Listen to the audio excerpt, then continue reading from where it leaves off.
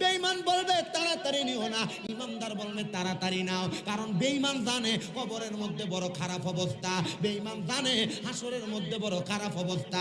এই জন্য বেঈমান শাস্তি থেকে বাঁচার জন্য আস্তে আস্তে যাইতে বলে। আর ইমানদার জানে কবরের মধ্যে কত মজা, ইমানদার জানে জান্নাতের মধ্যে কত মজা, ইমানদার জানে হাসরের ময়দানে কত আরামে থাকবে।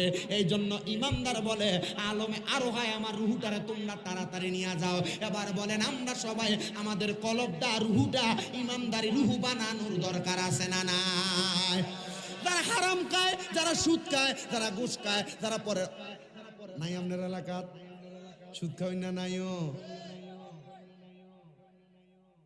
যারা হারাম খায়, যারা সুদ খায়, যারা পরের হক মেরা মেরা খায়, মিথ্যা কথা আসেনি, মৃত্যু গীবত কইরা কইরা খায়, হিংসা কইরা কইরা খায়, আল্লাহর কসম এদের রুহুটা কিন্তু তখন দেরি করার কথা বলবে। ও বন্ধুরে, এই জন্য সবাই সাবধান হয়ে যান। সুদ খাওয়ার আগে সাবধান। কোন সন্তানের সুদের টাকা দিয়া মানুষ করবা, ওই ফুতে তো তুমি বাপরে পরিচয় দিত না, কিন্তু এই বেটা ফুতের সালাইবার লাগা লাখ লাখ টাকা সুদে লাগায় রাখছে।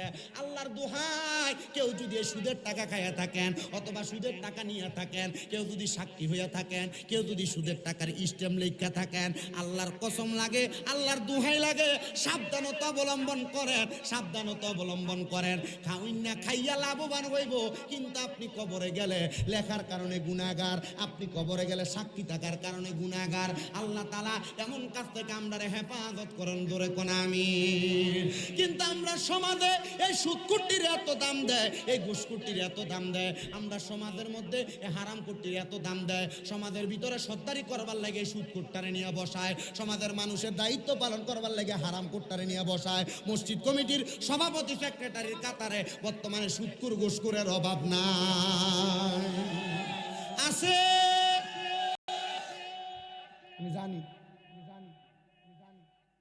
কেডা খা, হুজুরও সুদ খায়, কি তো